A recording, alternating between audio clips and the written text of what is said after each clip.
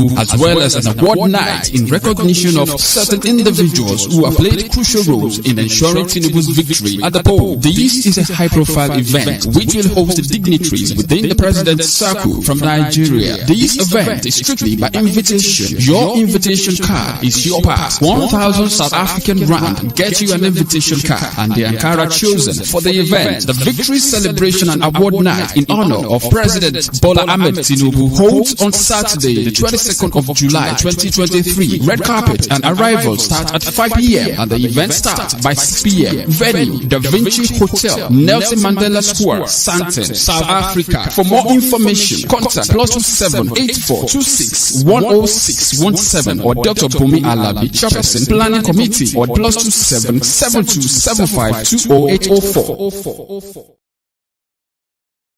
Thanks very much, everyone. Happy Democracy Day to everyone. It's June 12th on the African Portal Radio TV International.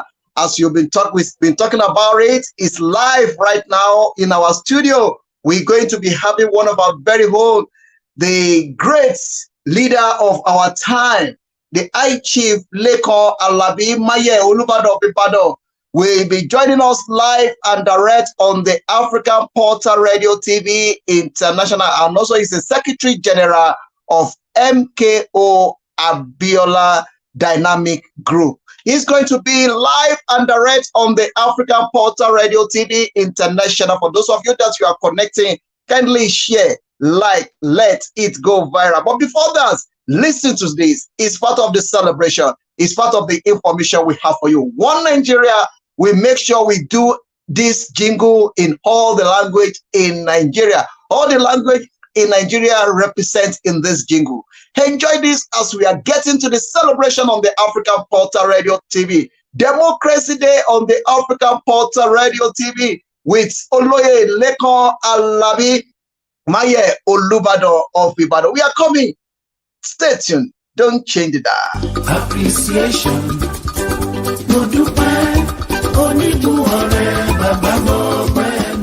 Bẹ́ẹ̀ni, ọpẹ́ ní fọ́bẹ̀ Elédùmarè, ọba tó jẹ́ kí aṣíwájú Bọ́lá Ahmed Tinubu di Jagaban himself láǹfààní láti di ààrẹ orílẹ̀-èdè Nàìjíríà. Nítorí eléyìí, ó ní ẹgbẹ́ tó ṣàtìlẹ́yìn fún ààrẹ Bọ́lá Ahmed Tinubu ní orílẹ̀-èdè South Africa fi ṣe àgbékalẹ̀ ayẹyẹ alárinrin láti bu ọlá fún ààrẹ Bọ́lá Ahmed Tinubu tó fi máa yẹyẹ ìfàmì ẹ̀dánilọ́lá láti mọ rírì àwọn tó kópa tó jọjú nínú ìjáwé olúborí aṣíwájú Bọ́lá Ahmed Tinubu nínú ètò ìdìbò àpapọ̀ ọdún yìí. Àwọn èèyàn jàǹkànjàǹkàn tó wà nínú ara àtòjúlùmọ̀ ààrẹ Bọ́lá Ahmed Tinubu òun náà ní mọ̀ kójú pèsè síbi ayẹyẹ yìí. Àwọn tí wọ́n bá ní invitation card nìkan náà ni wọ́n mọ̀ retí ẹgbẹ̀rún kan wo ilẹ̀ South Africa lẹ́ẹ̀fira invitation card tó fi máa ṣọ àǹkárá ọjọ́ sátidé ọjọ́ 22 oṣù kejì ọdún tá a wà yìí. Òní ayẹyẹ ọmọ wáyé ní ilé ìtura Da Vinci Nelson Mandela Square Sandton ní orílẹ̀-èdè South Africa. Fún ẹ̀kúnrẹ́rẹ́ àlàyé ẹ pè +2784 261 0617 tàbí kẹ́ ẹ pè Dr. Bumi Alabi alága ìgbìmọ̀ ayẹyẹ lórí +2772 752 084. Àsìkò ti tó, ẹ jẹ́ ká jọ yọ̀.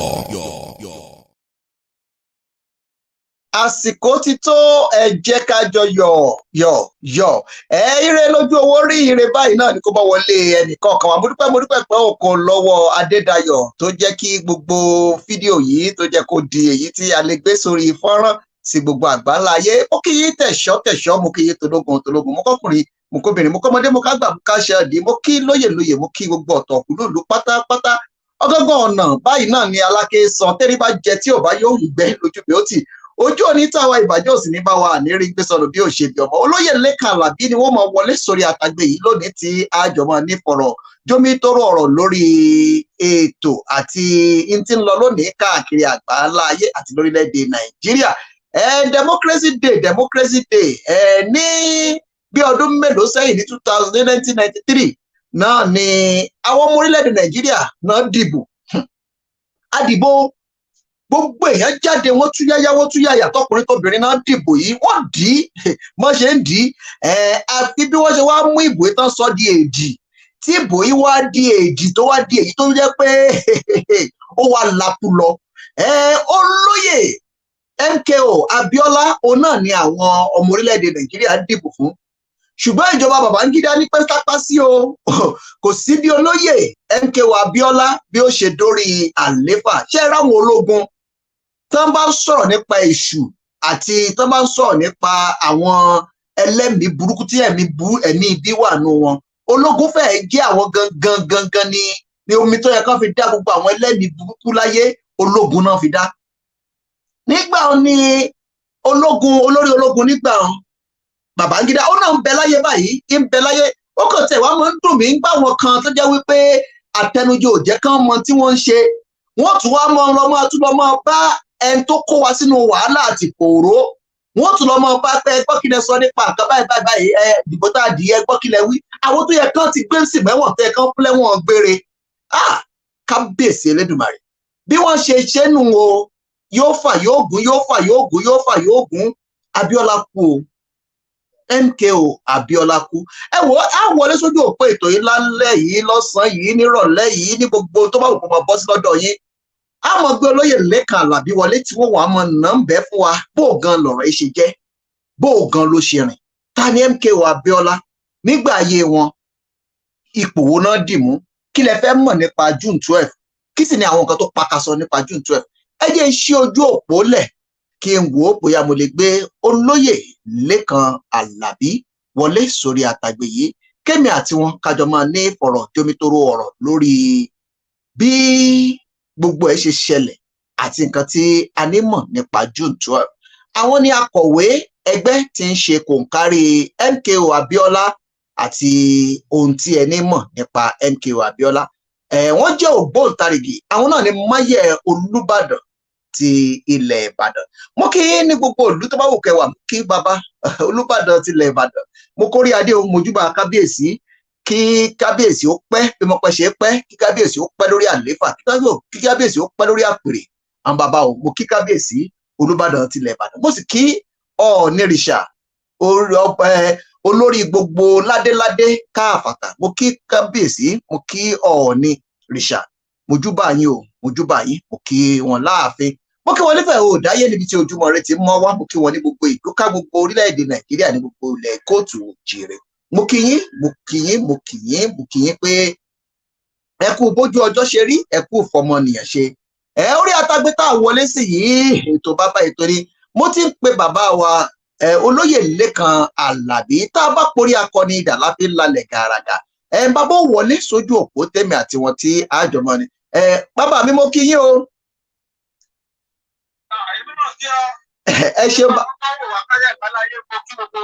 Ẹ ṣeun bàbá mi, ojú òkùnkùn ní tìyín, ẹ pẹ́ fún mi lágbára Èdùmàrè. Ọjọ́ òdàlẹ̀ ẹ sì pẹ́ fún wa pẹ́pẹ́pẹ́pẹ́pẹ́ lórí ilẹ̀ yìí, ẹ tẹ̀lé pẹ́ lágbára Èdùà, lágbára àwọn tó nílẹ̀ yìí, ẹ tẹ̀lé pẹ́ lágbára Èdùmàrè. Bàbá mi, òní ni June 12, gbogbo àwọn ọmọ Nàìjíríà sì ń ṣe ayẹyẹ June 12 yìí ká gbogbo àgbáńlá ayé. Wọ́n tiẹ̀ ní pé ọlọ́dẹ wà lórílẹ̀ Nàìjíríà pé kò síṣẹ́ lónìí. Bàbá mi, ẹ bá nọ́mbẹ̀ fáwọn tí ń gbọ́ wa ń lè. Kí ni June 12 gan? Kí ló mú June 12 jáde? Èmi ló pé ọgbọ̀n ọdún gẹ́gẹ́ tí ọkùnrin tó pẹ̀lẹ́ ní military president Nigeria tó da ọbẹ̀ June 12 1993 election tó dàlú omi, ó dàlú náà. 30 years ago lẹ́nu. Ìtumọ̀ rẹ̀ ni pé 30 years ago àwọn atá-ń-dìbò ń gbà yẹn o. Àjìbò wa fún Báṣọ̀run Moshood, káṣí máa wọ̀ ọ́ Láwálé Abíọ́lá àti bàbá Gànà Kìjìrìbètè. Àwọn tó gbé kiri tí wọn, àwọn ní Alhaji Bashir Tofa, ọlọ́kọ̀ dẹlẹ̀ fóun náà. Nàìjíríà wọ́n máa ń sọ fún Babangida àtàwọn kàbáàlì ẹgbẹ́ yìí pé ó ti tó gẹ́ẹ́, èyí tó gé wa lẹ́gẹ̀ẹ́ ti tó transition to civil rule tí ò ní òpin lọ́ba foríjì. Wọ́n wá ń ka àwọn àtàdìbò bí ẹni tó ń kọ́ ọmọ skul alábídí 1, 2, 3 lórí ìlà àwọn àgbààgbà. Wọ́n pè ní option A4. Ṣùgbọ́n wọ́n ní ìtumọ̀. Ìbò June 12 1993 yẹn kò wá sẹ́nikẹ́ni tó lè takò pé wọ́n rí. Lórí ìgbàgbọ́ làṣàtà ni wọ́n pè ní àpò. So àjọ̀dún ọgbọ̀n ọdún là ń ṣe lébi o. Àpò ṣe ń bá mi sọ̀rọ̀ mo wà ní Àbújá. Mo ti lọ ṣe program kan tí àwa Bámijí àtàwọn Democrat ayé àtijọ́ wọ́n wá sọ̀rọ̀ ńbẹ̀.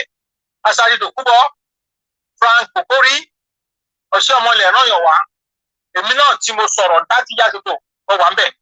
Ó dẹ̀ ti ṣe rédíò program kan lẹ́nu nìbàdàn wọ́n ti gbòó all over the world. So gbogbo Nàìjíríà àtàgbáyé à ń ṣe àjọyọ̀ pé abọ́lóko ẹrú ni o.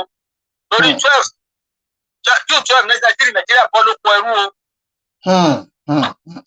Bàbá mi mo dúpẹ́ pé òkú láyé tẹ ẹ ṣeun nígbà tí wọ́n wá mú bó June 12 tán kẹsẹ̀ bọ́ tán dànù tí ó jẹ́ èyí tí wọ́n jẹ́ kí ààrẹ Báṣọ̀run Moshood Káṣímáwò Abíọ́lá kan bọ́ sórí àlééfà ṣùgbọ́n nílẹ̀ tó mọ́ lónìí Ọlọ́run á pọ́n wa lé ọmọ Yorùbá ló wà lórí àlééfà. Bàbá mi ẹ bá ń gbé bàbá wa Káṣímáwò Abíọ́lá àti olóyè Bọ́lá Ahmed Tinubu ẹ bá ń gbé sẹ́gbẹ̀ẹ́ ara wọn ṣé kí a sọ wípé Ọlọ́run ṣẹ̀san padà fún wa ní. Ó pẹ́ ní kẹta tó ò tí ì dápọ̀ ó kọ olóyè Ọbáfẹ́mi Awólọ́wọ̀. Ní 1983. 63. Ní 1963. Ó mọ̀ pé wọ́n sọ̀kò àṣetánì sáàrin Awólọ́wọ̀ àtàkítọ́lá ní. Lẹ́yìn 1962 convention ní Jos. Wọ́n sọ òkúta ẹ̀tùkà Western region ó lead nígbà yẹn Western region ó lead Africa not only Nigeria wọ́n da àárín Awólọ́wọ̀ àtàkítọ́lá rú. So Maye as number 1. Ìgbà yẹn náà ni treasonable fellow níbẹ̀rẹ̀ wọ́n sọ Awólọ́wọ̀ sí ọ̀pọ̀ ọdún mẹ́wàá wọ́n fẹ́ dojú ìjọba Balewa kúnlẹ̀. Fast forward wọ́n tún wá ṣe ìbò ní 1983 79-83 Awólọ́wọ̀ wọlé. Awólọ́wọ̀ wá sọ̀rọ̀ ńjọ́ ẹ̀. Wọ́n ní this will be the last time I will mount a podium to campaign for election in this country. If Nigeria wants me, they know where to find me. I am leaving Parkley for my hometown, Kenya. Àtọ́wá wítán Abíọ́lá jáde 1993 ẹ̀tọ́ ní ẹgbàánú. Àtọ́wá wítán but 2023 February kìíní tá a dìbò president gbogbo èèyàn ò pé ẹ̀rọ ó tó bẹ́ẹ̀. Ṣé wá rí president tuntun yìí? President Bọ́lá Ahmed Tinubu. Ẹ má fojú ẹ̀yà Yorùbá wò ẹ má fò. Ẹ wo ìjà tó ti ń jẹ pọ̀ pẹ̀lú àwọn mìíràn pọ̀ mẹ́ tó ń jẹ́ Nàdẹ́kò. Ọ̀pọ̀lọpọ̀ ọkùnrin nísìn wọ́n yan kiri wọ́n yan. Aṣọ ìyàwó ẹlòmíì ló ń pọ̀ jáde ní 1993. Àmójú àwọn tó jáde náà ọ̀ṣẹ́ ọkùnrin pé kí aládé.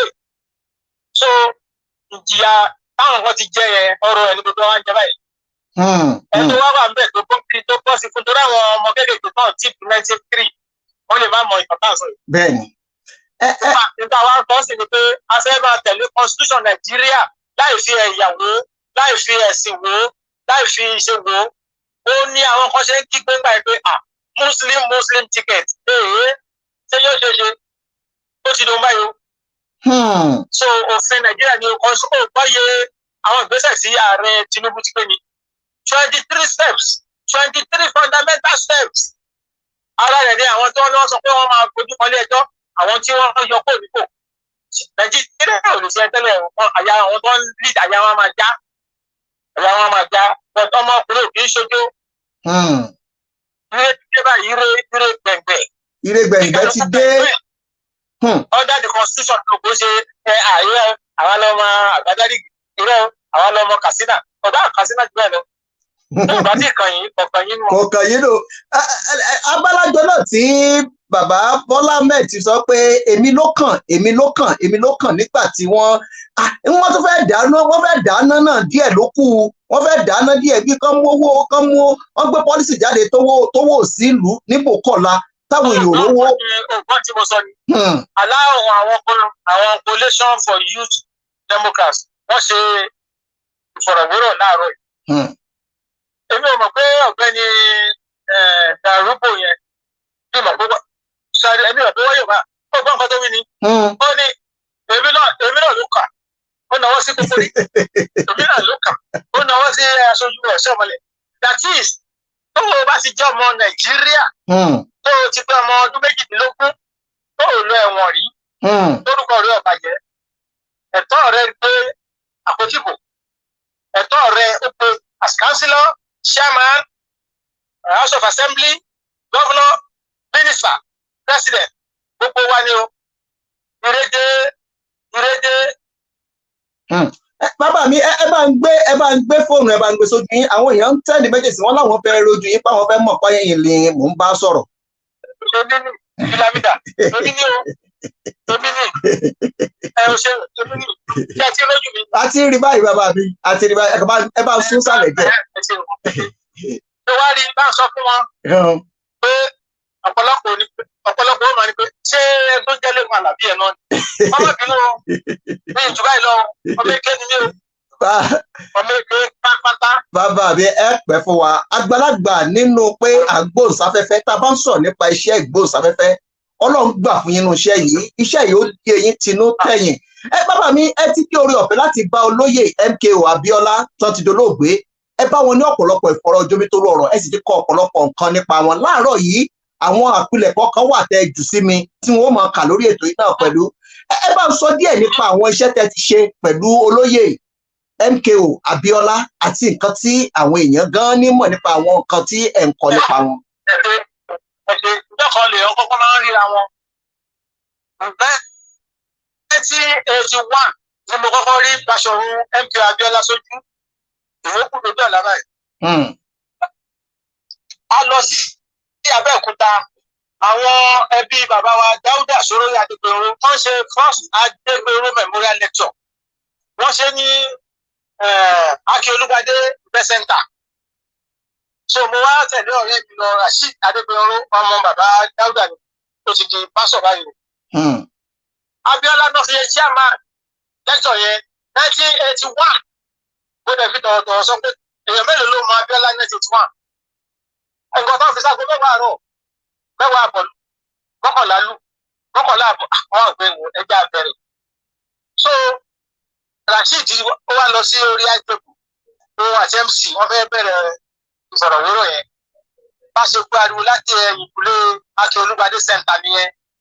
Kí ló dé o? Wọ́n ní Abíọ́lá tó ń rí ti dé o. Alága tó ń retí ti dé o. Ṣé orí àga tó wà lẹ́gbẹ̀ẹ́ mi tí Rasheed ti dìde ibẹ̀ ni Abíọ́lá bọ̀ sílé ìtọ́jú kò sẹ́gbẹ̀ẹ́. Wọ́n wá ní bẹ́ẹ̀ Ọlọ́run ló ń ṣe nǹkan ló fi máa ń ládùn tó máa ń lóye. Wọ́n wá ní pé kí ni ẹ̀mí ṣe pé wọ́n á wò wọ́n pé àbísà tẹ̀lé ń wí láti aago mẹ́wàá rọ̀. Ó ní àṣẹ̀fẹ́ bẹ̀rẹ̀ ni o. Wọ́n ní sorry I am the chairman of this occasion. Mo wá wò wọ́n bí pé chairman. Kí ló dé kí n pé lẹ́yìn? Ẹ̀mí ìsọ́bẹ̀ o. Ojú tí mo fún wọn ní pé ẹ̀wọ̀n chairman. Wọ́n ṣe pé wọ́n nìyẹn tó kọ́ máa bọ̀ ní ẹ̀jẹ̀bù àwọn ní chairman. Wọ́n wá ní pé your face looks familiar. Kí ni ọ̀bẹ náà tóbi? Tó ní wọ́n fi ń pé kí ni mo ṣe wá síbẹ̀? Mo ní mo ṣe pé mo ṣe ní tẹlifíṣàn o, mo gbá ọ̀rẹ́ mi wá síbi mi o. Wọ́n wá ní ṣé mo fẹ́ tó jẹ́ Dáúdà Sóróyè Adégbèrò mo ní dáadáa. Ìyá bàbá mi lórí ẹgbẹ́ SS Ìbàdàn Bábí Adélabú. Ó ní SS oníṣẹ́sà. Give me your pen and paper. Wọ́n lè kọ nọ́mbà yẹn. This is my private number. Don't give anybody. Kí n pe àwọn oníjọ Sunday which I did. Torí bàbá Abíọ́lá bàbá wọn bàbá Ajétúmọ̀bí ológun dúdú SS ni wọ́n ń ṣe Adélabú ni wọ́n ṣe ní Ẹ̀gbá. Àwọn àmọ́ nǹkan tó fún àwọn bọ̀ ọ̀pọ̀lọpọ̀ àwọn Ẹ̀gbá yẹn Adélabú SS náà ṣe o. Màmá Fúnlá Táyọ̀ Lásán Òkútì SS ní o. So bá a ṣe bẹ̀rẹ̀ nìyẹn. Tọ́ fi wá wò ó pé ó wá jẹ́ pé ọmọ ìyá lápapọ̀ ni ọmọ bá kí mi. Ọmọ ní ọ̀rẹ́ ẹ̀sìsà ike ń jìnnà sórí ẹ má pè mí lọ́rẹ́ yín mọ́ ọ̀rẹ́ ń bo ẹgbẹ́ ń bíbo. Wọ́n fi kú ọ̀rẹ́ ni o. Orí gbogbo fọ́tò tí mo sẹ́ẹ̀sì gbogbo àgbáyé yẹn. Bẹ́ẹ̀ni. Èmi àlùjọ̀nú ni MKO Abíọ́lá àlùjọ̀nú gbogbo ìyàtọ̀ fi jẹ́ yẹn. Orí jàgà máa jẹ báyìí àtàwọn agbègbè wáyé. Ìyàtọ̀ fi jẹ́ jàgà àwọn aláwọ̀ jẹ báyìí gbogbo ọmọ Nàìjíríà.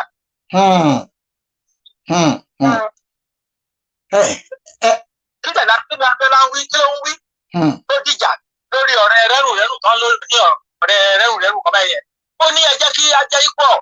Ó ní ẹ má lè káwọn kan di ìwo mọ̀lúù mú káwọn kan máa fún wàrà. Ẹ má pe àwọn kan ní super tribe pa àwọn kan ọmọ gbádẹ. wọ́n ní gbogbo wa ní equal tó ń wí nìyẹn justice gbọ́dọ̀ dẹ̀ ní jàgàbá náà sọ olè tó náà sọ àti gbogbo wa ìlú orílẹ̀-èdè tó ń gbé yẹn ṣe bí nítorí pé wọ́n lo constitution ni. bẹ́ẹ̀ ni bàbá mi ẹ ṣeun bàbá ojú òní tìyín ẹ ní sọtán nínú àpilẹ̀kọ tẹ́ ẹ gbé jáde láàárọ̀ yìí ẹ ṣàlàyé díẹ̀ nípa nǹkan tó ṣẹlẹ̀ nípa June 12 àti nípa àwọn ìrìn àjò àti bí nǹkan ṣe rí. tó wá rí àwa kan à ń jẹ́ ẹgbẹ́ wa orúkọ ẹgbẹ́ wa ní Association for Democracy Nigeria adin pé Babangida ó ti tó ó ń gèrà rẹ̀ you are dribbling yourself gbàdọ́ lọ́ọ́ máa mú Saturday June 12 1993 orí yàtí kan abájìbò ìbò yẹn lọ wọ́ọ́rọ́wọ́ gbogbo nǹkan tó fi ń dìbò ní Nàìjíríà gba ọmú sùúrù bó ṣe dijọ́ kẹta làwọn gbọ́ fèrè olóhùn máa tó yí dànù bí ṣe máa yí obìnrin dànù yẹn wọ́n ní pé láéláé kò lè dán o ọkùnrin ó mà lè lọ dán o so àwọn á ṣèpàdé torí èmi ò kí n bá wọn jókòó bí wọ́n ti fẹ́ ṣe jàgídíyà kan mi ò fẹ́ violence mo fẹ́ kọjá ká lo ọpọlọ so àwa kígbe síta pé tó bá ti di Friday June 18 a máa ṣe world press conference ní NUJ press center Ìyágànkù GRA Gbangba Làṣántà àwọn òkè ṣe nǹkan kọ̀rọ̀ so àwa ṣe press conference àwa ń kìlọ̀ fún agbọ́pọ́n ló fẹ́ yí kí ní ìdánù má dánwò ó máa tó ṣẹlẹ̀.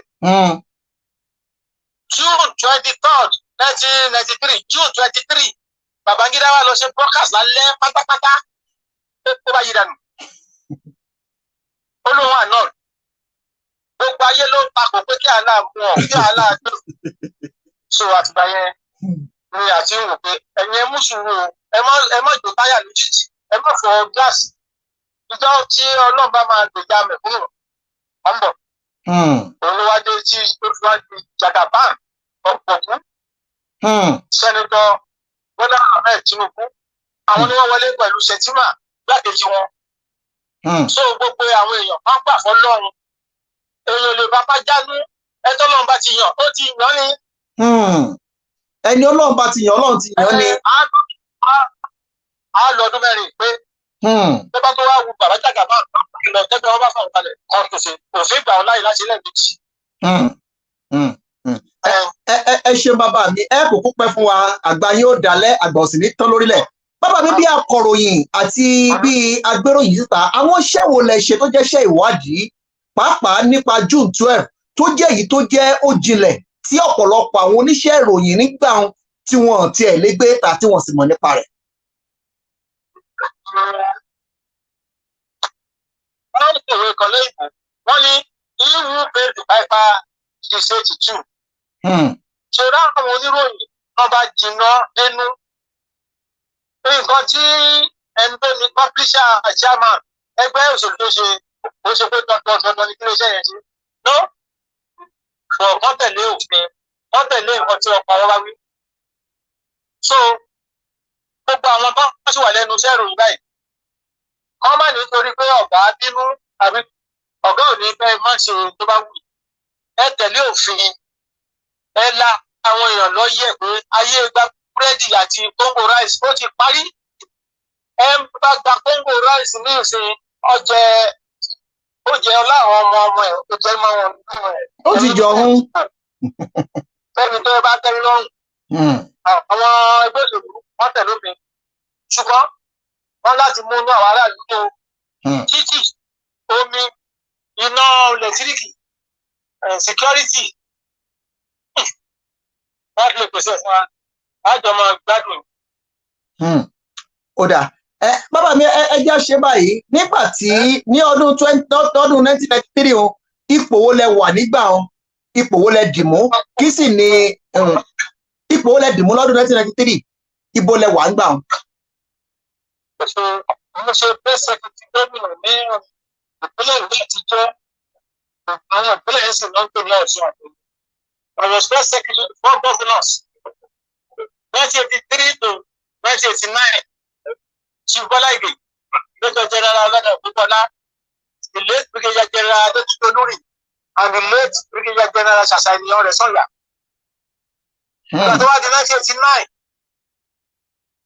General Ọ̀rẹ́sọ̀yà láì sọ fún mi bí ó sì bẹ̀ wọ́n tó bá bá àwọn colleagues wọn tó wà ní Ondo State, Bọ̀dé George, Ogun State, Mohammed Lawal, pé akọ̀wé ìròyìn àwọn tó bá gbé ìpínlẹ̀ bẹ́ẹ̀ iṣẹ́ tó jẹ́ káwọn ràn lọ́wọ́.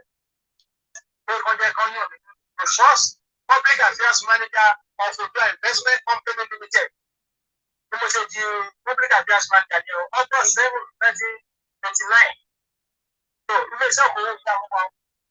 1990, 1991, 1992, 1993. But by then, wọ́n ti fẹ́ máa lé àwọn ẹ̀jà kan jẹ, àwọn náà wá ju dàrúrọ́, àwọn òṣèlú o.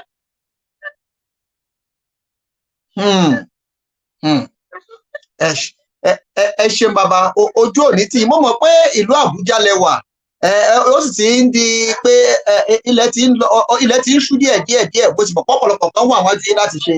Ẹ bá ń gba àwọn aráàlú lọ́yẹ̀, ẹ bá ń la àwọn aráàlú lọ́yẹ̀ lónìí June 12, ọ̀rọ̀ àpilẹ̀sọ fún gbogbo ọmọ orílẹ̀-èdè Nàìjíríà tí ń gbọ́ yín, ọ̀rọ̀ àpilẹ̀sọ.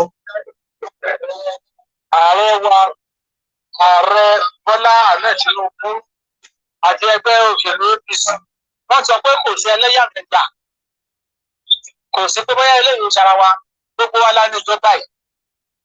Wọ́n tẹ̀lé ẹni tó bá nǹkan tó bá lùkú lọ́kàn ká máa sọ síta ọ̀rọ̀ mọ̀ gbọ́. So àwọn la ní ìjọba yìí. Ó yàtọ̀ sí ìgbà kan tó jẹ́ pé wọ́n ní àwọn Fúlàní, àwọn ní ọ̀gá wọn, àwọn gbówè. Gbogbo wa ń sìn one united country.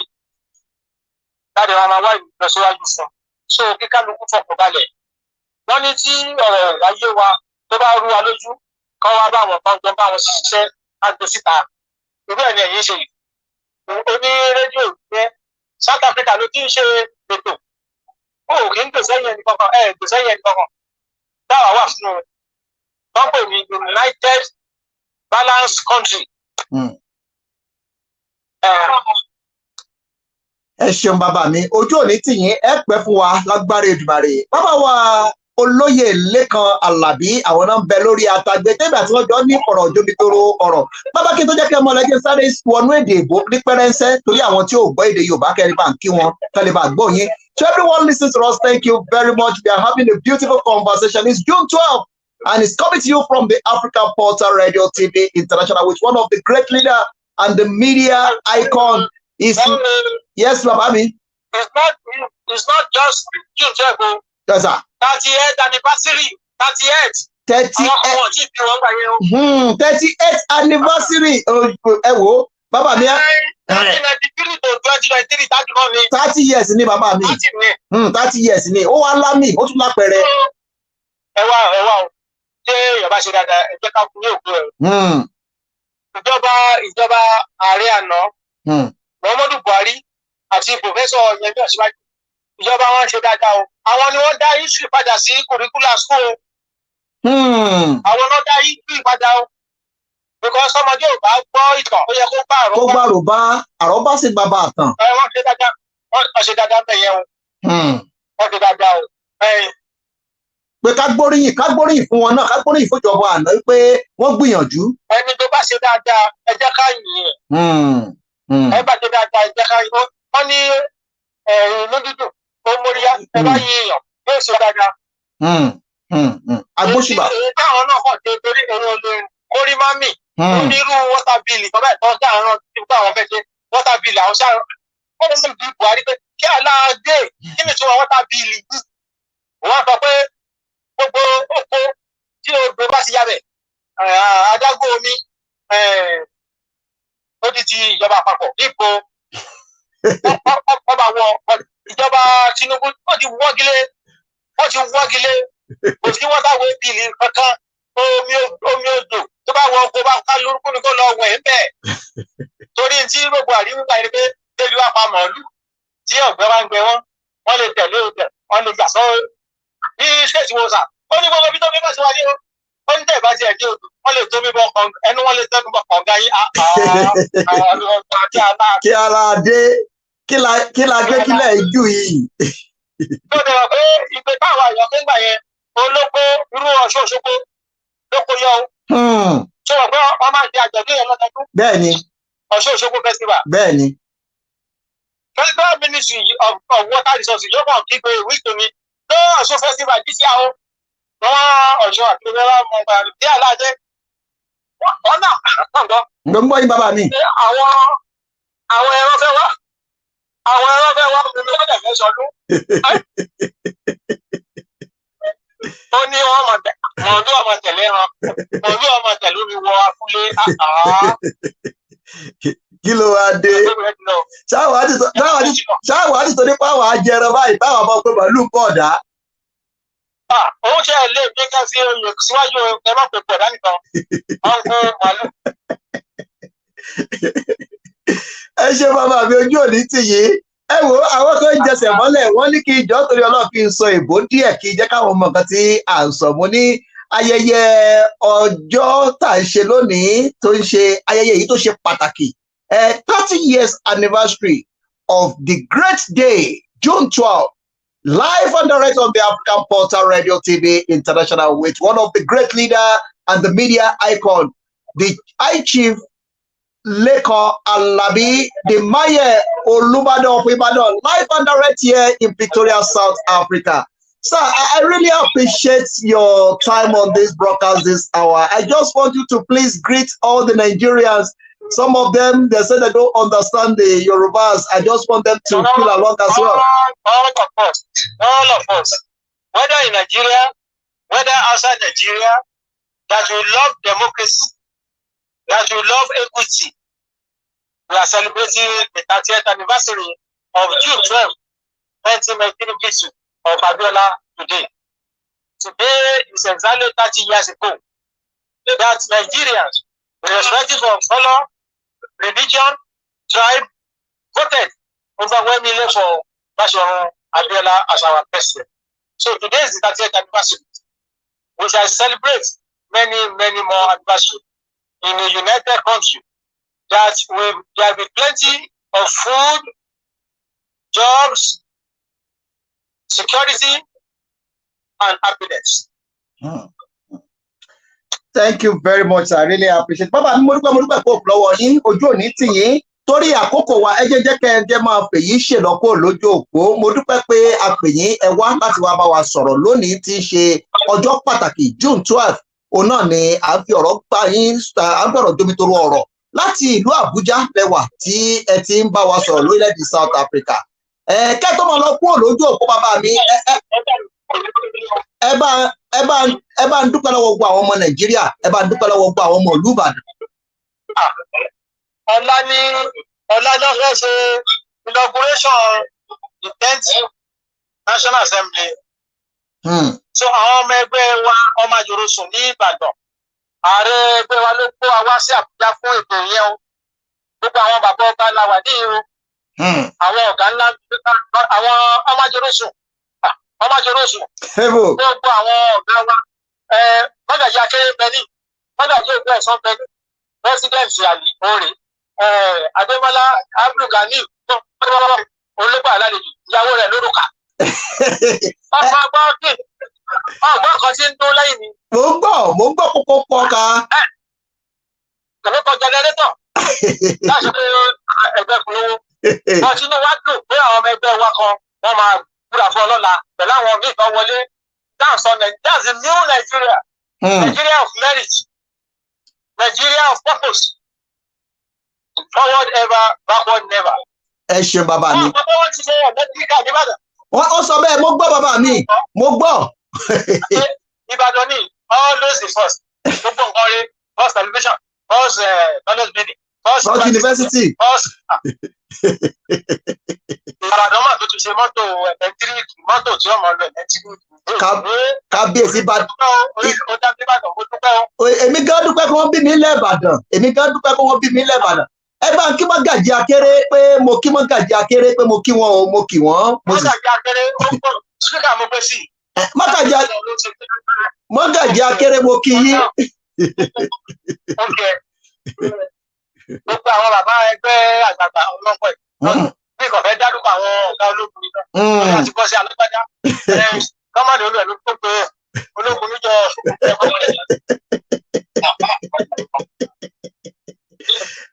bàbá mi ẹ pẹ́ fún wa lágbára ìdùnnú àgbà yóò dáná ojú òsì ní tì mí.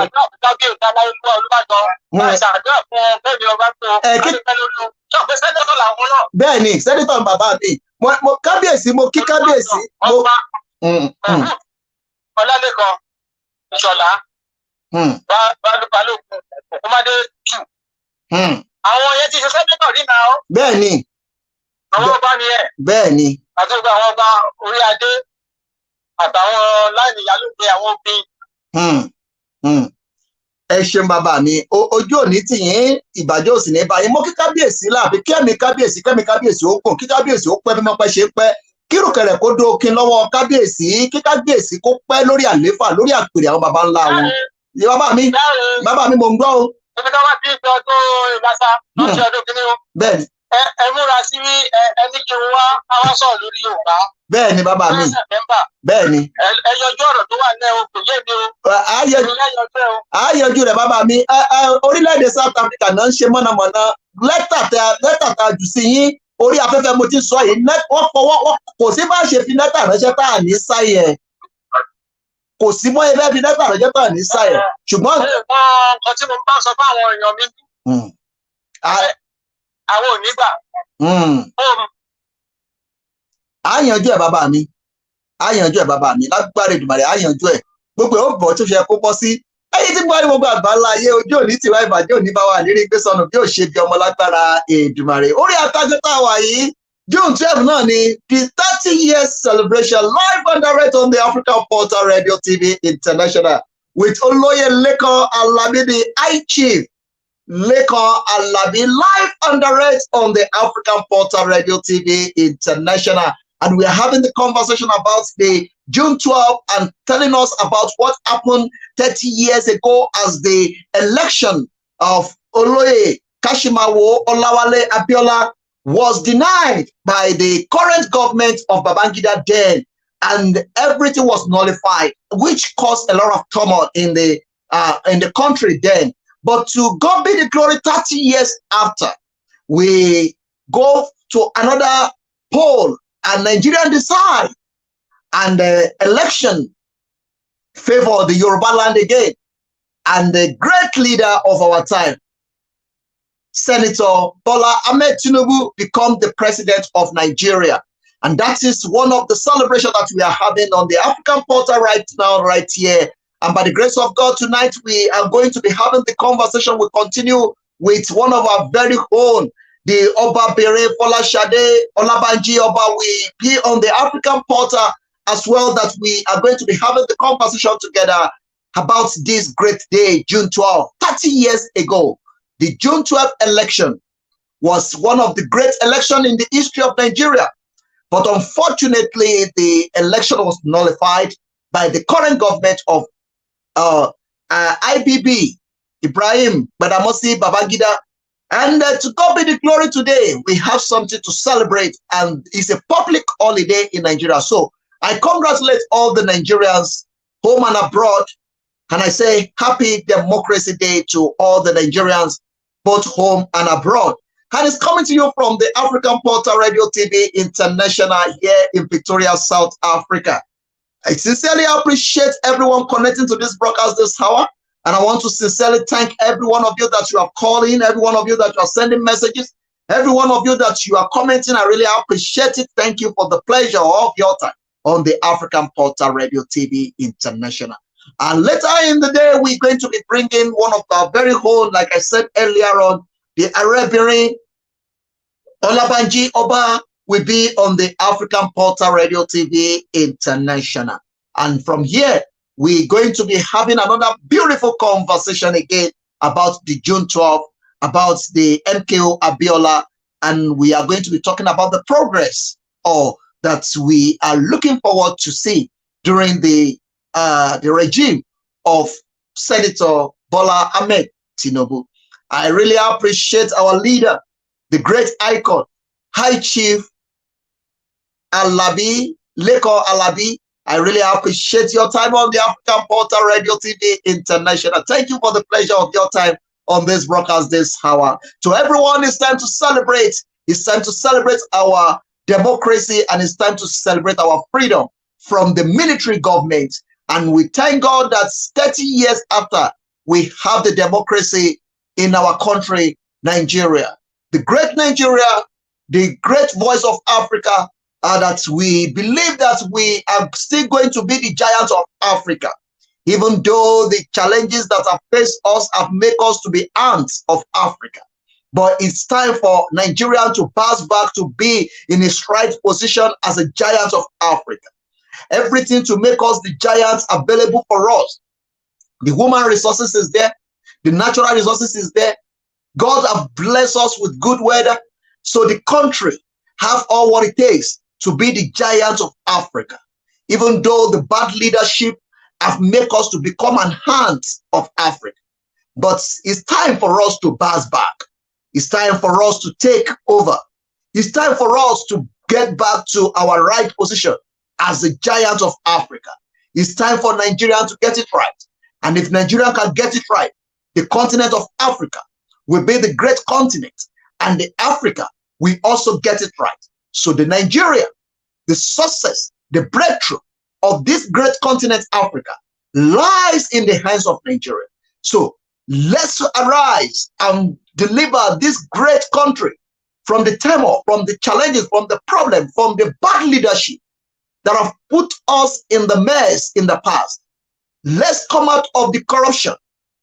Let the corruption become of the things of history. Let the corruption, both in the public sector and the private sector, let it become something of history in the history of Nigeria. Let the terrorism become something of history. Let us shun violence. Let us stand together, dialogue together for one Nigeria, progressive Nigeria, and a Nigeria that will be able to use its own resources to better the life of its people, so that the citizens of Nigeria will step back in Nigeria. I hear in the news that in England, the government of England have also certified about 120 Nigerian doctors to be practicing in their country. What that means a time is coming that there will not be any doctor again in Nigeria. So let Nigerians get it right. We don't need to be running around. We also want to stay in our country, enjoy our fatherland like every other person. We don't want to be embarrassed in another man's country.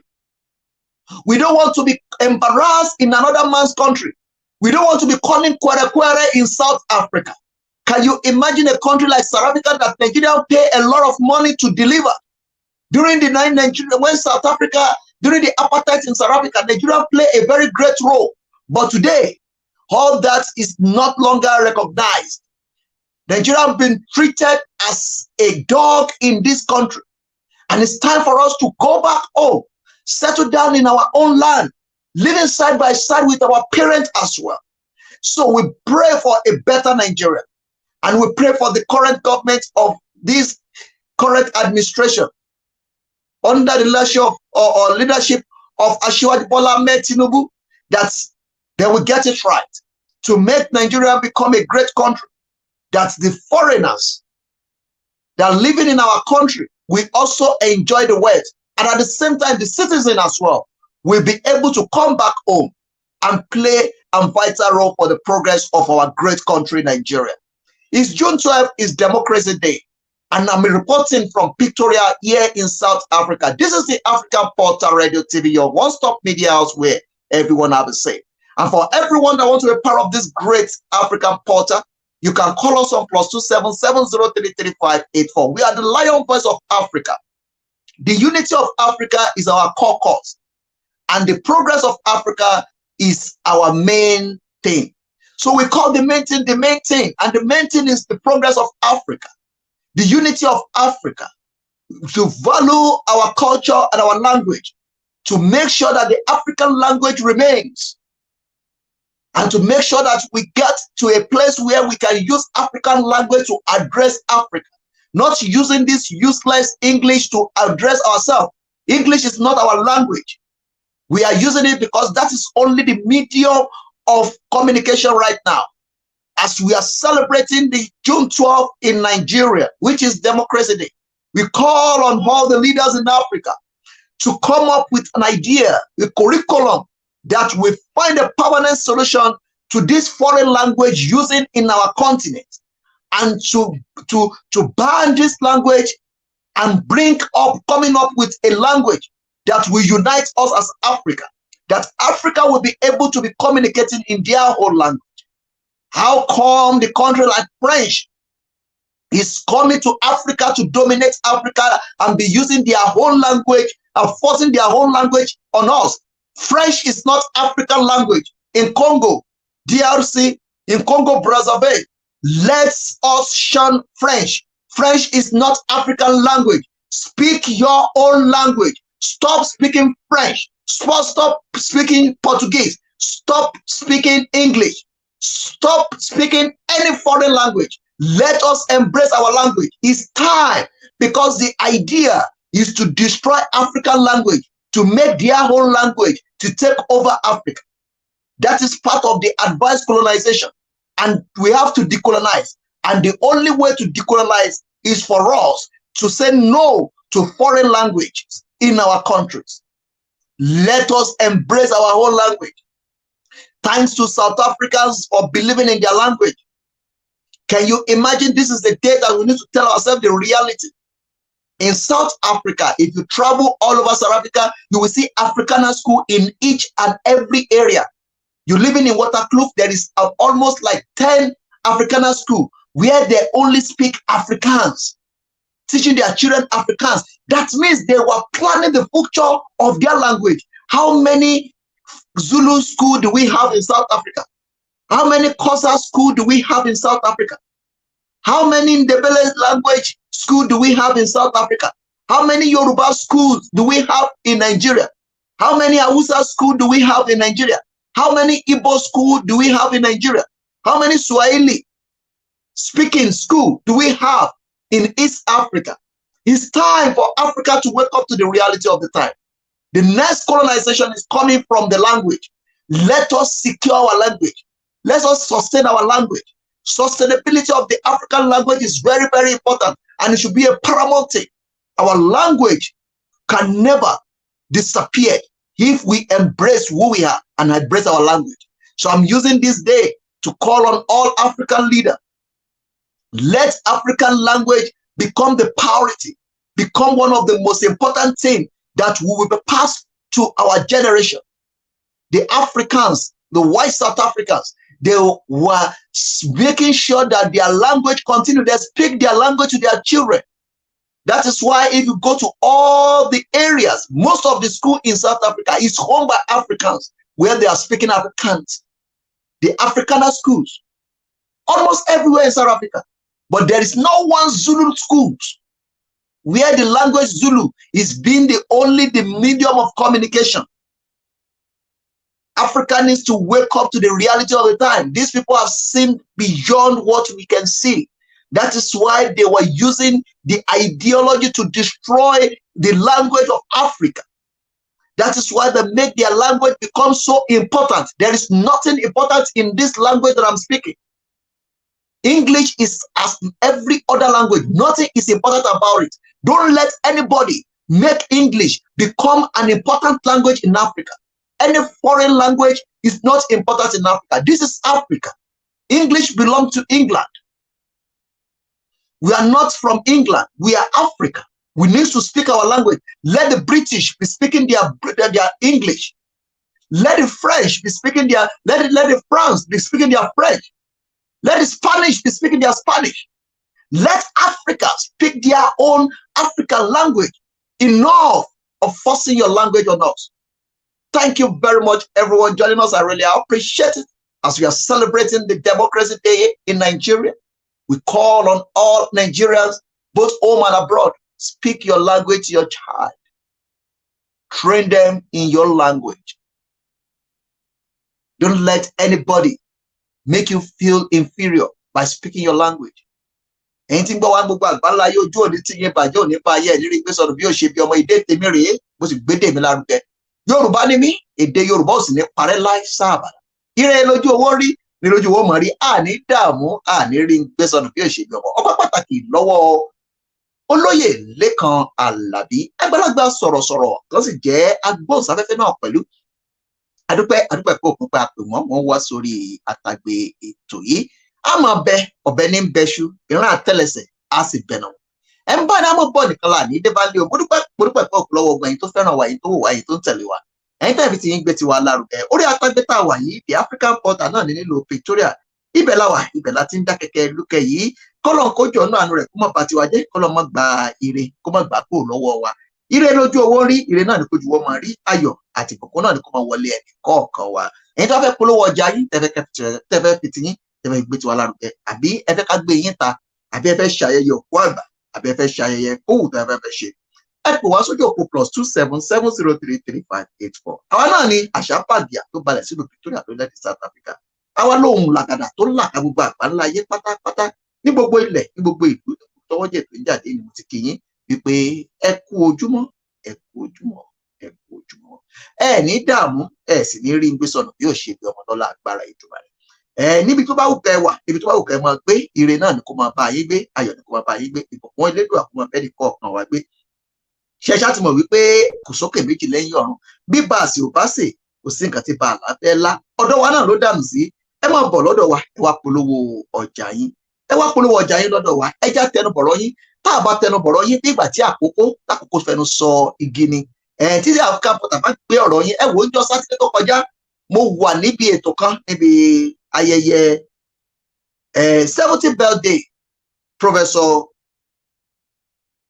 Òjó apitú méje tó jẹ́ ń panu pọ́ ń bẹ̀ the African Portal dábòlẹ̀ ẹ̀rú ọlọ́run pa àwọn èèyàn ń bẹ̀ lọ́jọ́ kọ́lẹ́dùn àkójọ nínú àánú rẹ̀ kó má dojú tì wá kí Elédùà kó fire wà lọ́wọ́ pé ẹ fẹ́ ṣayẹyẹ òkú àgbà àbẹ́fẹ́ ṣayẹyẹ ọjọ́ bí ẹ sì ń wá MC tó kájú ẹ̀ ẹ pè the African Portal ọ̀wá náà lọ́lọ́run fi rán ojú òsì ní tìyìn ẹ ní dààmú ẹ sì ní ṣìṣe lágbára ìdúmọ̀rẹ́ ẹ má bá àwọn ètò yìí ẹ má bá ń ṣíà ètò yìí ẹ má ṣíà ẹ lógúnlógún ẹ má ṣíà ẹ lọ́gbọ̀nlọ́gbọ̀n ire ayọ̀ àtàlàfíà kó máa bẹ nìkọ̀ọ̀kan wá gbé ní gbogbo ibi tẹ́ ẹ bá lọ kẹrìíre o tẹ́ ẹ bá sùn kẹrìíre tẹ́ ẹ bá jí kẹrìíre ẹ jẹ́ ń gbé òní náà ni mo tún ṣe ìrántí òní ló pé ọdún 14 tí a ṣe ìsìnkú bàbá mi olùṣọ́ àgùntàn Samuel Olúṣẹ́gun Olùsàn lónìí náà ni bàbá mi wọ káàlẹ̀ lọ sùn lónìí tí ń ṣe ọjọ́ 12 ní ọdún 14 sẹ́yìn ẹ jẹ́ mú àwọn àwòrán kọ̀ọ̀kan wá tí ó ṣẹlẹ̀ lọ́jọ́ wọn àná today in history ojú òní tiwa ẹ wọlé yìí kẹ́ fi jẹ̀gbádùn.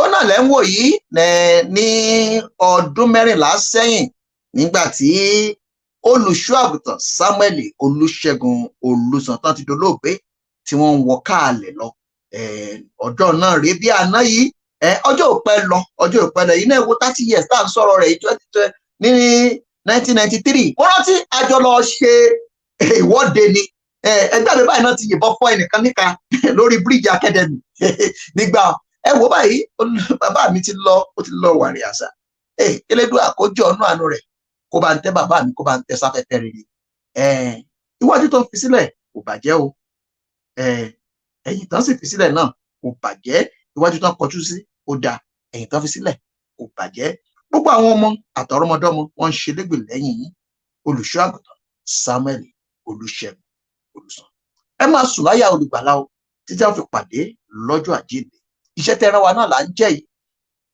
àdójútì yín lágbára ìdùnnú kẹlẹ́dà yín ó lànà o òkú ọlọ́mọ yìí sùn o ọ̀pápá dámọ́ tán mọ́ sùn o kó wẹ̀yìn kó tọ́jú ọmọ o wẹ̀yìn kó lànà o mọ́ sùn o jẹ́ kọ́nà ó là fún ọmọ rẹ o jẹ́ kọ́nà ó là fún ọmọ rẹ òkú ọlọ́mọ ò kì í sùn òkú ọlọ́mọ yìí sùn ọ̀pápá máa sùn láyọ̀ olùgbàlà títí a fi pàdé ìpàdé dojú àlá àrìnàkò dojú àlá ìpàdé dẹsẹ̀ Jésù lágbára Èdùmàrè ilé tẹ́ fi sílẹ̀ ò ní bàjẹ́ lágbára Èdùmàrè àwa ń ṣe lédè lẹ́yìn yín lónìí àti lọ́jọ́ ẹ máa sùn láyọ̀ olùgbàlà títí a fi pàdé lẹ́sẹ̀ Jésù lọ́jọ́ àjíǹde. ó ní wọn lọ́wọ́ èyí tó wò wá èyí tó ń gbọ́ wá èyí tó ń tẹ̀lé wa ní gbogbo àgbáláyé ọpẹ́ pàtàkì lọ́wọ́ ìyá wa Dr. Olúbùnmi Alabi. Ẹ wò ó ń bọ̀ àwọn náà dẹ́ẹ̀dẹ́ ẹ ti mọ gbọ́ polówó ọjà yìí ẹ jẹ́ mọ́ fèèyàn dágbére pọ̀ lójú òpó ètò kí n gbé polówó ọjà kí n gbé wọlé. Ìyá wa náà ní wọ́n gbéṣẹ́ lẹ́yẹ̀lé lọ́wọ́ wọ́n sì jẹ́ ká gbogbo àgbáńlá ayé ẹgbẹ́ lẹ́yìn ká tó máa dágbére pọ̀ lójú àgbáyé. Organization Southern Africa is holding a victory celebration in honor of President of the Federal Republic of Nigeria, Asiwaju Bola Ahmed Tinubu, as well as an award night in recognition of certain individuals who have played crucial roles in ensuring Tinubu's victory at the poll. This is a high-profile event which will host the dignitaries within the President's circle from Nigeria. This event is strictly by invitation. Your invitation card is your pass. 1,000 South African rand get you an invitation card and the Ankara chosen for the event. The victory celebration and award night in honor of President Bola Ahmed Tinubu holds on Saturday, the 22nd of July 2023. Red carpet and arrival start at 5 p.m. and the event starts by 6 p.m. Venue, Da Vinci Hotel, Nelson Mandela Square, Sandton, South Africa. For more information, contact +27 84 26 10617 or Dr. Bumi Alabi, Chairperson, Planning Committee, or +27 7275 20804. Ẹ ṣeun ojú òní tiwa ìbàjẹ́ òní bá wa èdè mẹ́tẹ̀ẹ̀ta tó ń sọ lórílẹ̀‐èdè Nàìjíríà òun náà la ṣe é sí ẹjẹ́ agbélé yìí èdè Yorùbá rè é. Appreciation mo dúpẹ́ onígun ọ̀rẹ́ bàbá mọ́ ọpẹ́ mi. Bẹ́ẹ̀ni, ọpẹ́ ní fọ́bẹ̀ Elédùmarè, ọba tó jẹ́ kí Aṣíwájú Bọ́lá Ahmed Tinubu di Jagaban himself láǹfààní láti di ààrẹ orílẹ̀-èdè Nàìjíríà. Nítorí eléyìí, òní ẹgbẹ́ tó ṣàtìlẹ́yìn fún ààrẹ Bọ́lá Ahmed Tinubu ní orílẹ̀-èdè South Africa fi ṣe àgbékalẹ̀ ayẹyẹ alárinrin láti bu ọlá fún ààrẹ Bọ́lá Ahmed Tinubu tó fi máa yẹyẹ ìfàmì ẹ̀yẹ dánilọ́lá láti mọ rírì àwọn tó kópa tó jọjú nínú ìjáwé olúborí Aṣíwájú Bọ́lá Ahmed Tinubu nínú ètò ìdìbò àpapọ̀ ọdún yìí. Àwọn èèyàn jàǹkànjàǹkàn tó wà nínú ara àtòjúlùmọ̀ ààrẹ Bọ́lá Ahmed Tinubu òun náà ní mọ̀ péjú pèsè síbi ayẹyẹ yìí. Àwọn tí wọ́n bá ní invitation card nìkan náà ni wọ́n mọ̀ retí ẹgbẹ̀rún kan wo ilẹ̀ South Africa lẹ́ẹ̀fìra invitation card tó fi máa ṣọ àǹkárá ọjọ́ sátidé ọjọ́ 22 oṣù kejì ọdún tá a wà yìí. Òní ayẹyẹ ó máa wáyé ní ilé ìtura Da Vinci Nelson Mandela Square Sandton ní orílẹ̀-èdè South Africa. Fún ẹ̀kúnrẹ́rẹ́ àlàyé ẹ pè +2784 261 0617 tàbí kẹ́ ẹ pè Dr. Bumi Alabi alága ìgbìmọ̀ ayẹyẹ lórí +2772 752 084. Àsìkò ti tó ẹ jẹ́ ká jọ yọ̀. Àsìkò ti tó ẹ jẹ́ ká jọ yọ̀ ire lójú owó rí ire náà nílé ire lọ́dẹ̀ ire ní gbogbo tí ẹ bá wà. Ilé láàmú fi àdágbà ètò yìí rọ̀ sí oníyan ṣe ọlọ́bẹ̀ ṣe ẹ̀yin tẹ́ bá fẹ́ jẹ́ ẹ̀kú àìbínú. Ire náà ni kó máa jẹ́ tẹnìkọ̀ọ̀kan wa yọ̀ ni kó máa jẹ́ ti ẹnìkọ̀ọ̀kan wa. Democracy Day June 12 ní tó ń ṣẹlẹ̀ lónìí pọ̀. Mo tún wá fẹ́ fi àsìkò yìí náà kí gbogbo àwọn tó ń ṣọjọ́ bí lónìí mo kí gbogbo ẹ̀yin ọlọ́jọ́ bí lónìí. Engineer Ọ̀ṣọ́bà, Engineer Sọjí Ọ̀ṣọ́bà, ẹ kú ayẹyẹ ọjọ́ bí òní, abáyíyọ̀, abáyí dúpẹ́. Lórúkọ Ọlọ́run ọba náà là ń kí yín wípé ké ọdún yìí ó ti ṣojú ẹ̀mí yín. Àṣọdúnmọ́dún ní ìṣàwò, àṣọdúnmọ́dún, aṣọ́ròmọ́rò ní ìṣàwò, àṣọròmọ́rò. Kókó báyìí làrọ̀ ta le. Kẹ́ẹ̀pẹ́ bí mo pẹ́ ṣe ń pẹ́ kẹ́sì fi èrìgì ìjọbì lágbára Èdùmàrè. Àwọn ọmọ àti aya náà ní kí n máa kí yín kí n máa gẹ̀yìn kí n máa kí yín kú ayẹyẹ ọjọ́ ìbí lórí the African Port akọrin fún yín pé àjọ̀dún ayọ̀ fún yín. Bàbá Engineer Sọjí Ọ̀ṣọ́bà, àjọ̀dún ayọ̀ fún yín, àjọ̀dún ayọ̀ fún yín bàbá, àjọ̀dún ayọ̀ fún yín. Kẹ́pẹ́ bí mo pẹ́ ṣe ń pẹ́ lágbára Èdùmàrè kẹ́ fèrè kì í jọbẹ. The African Portal Radio nílùú Victoria ẹlẹ́rọ àmì ètìtì lórí òkè waterproof náà ló kí yín wípé bẹ́ẹ̀ ti ṣọdún ọdún yìí ẹ ṣọdún ọdún mi sí o. Ọdọọdún là ń rórógbó, ọdọọdún là ń ráwùsá, ọdọọdún là ń rọmọ obì lórí àtẹ, ọdọọdún náà là máa rí yín bá. Ire lójú owó rí, ire náà ní kó máa wọlé ẹnì kọ̀ọ̀kan wa. Ẹ jẹ́ máa dágbére pò lórí atagbé yìí ṣùgbọ́n kí n tó pò lójú òpó ẹ jẹ́ máa fi orin yìí ká máa fi tẹ̀gbádùn bá ti ń ṣe ayẹyẹ ọdún independence náà láàpẹ ni àbí democracy nítorí bá rí àpè lábàpẹ democracy náà déédéé náà ni ẹ fi lè jẹ̀gbádùn ṣe ní àjẹbìrì ó dì.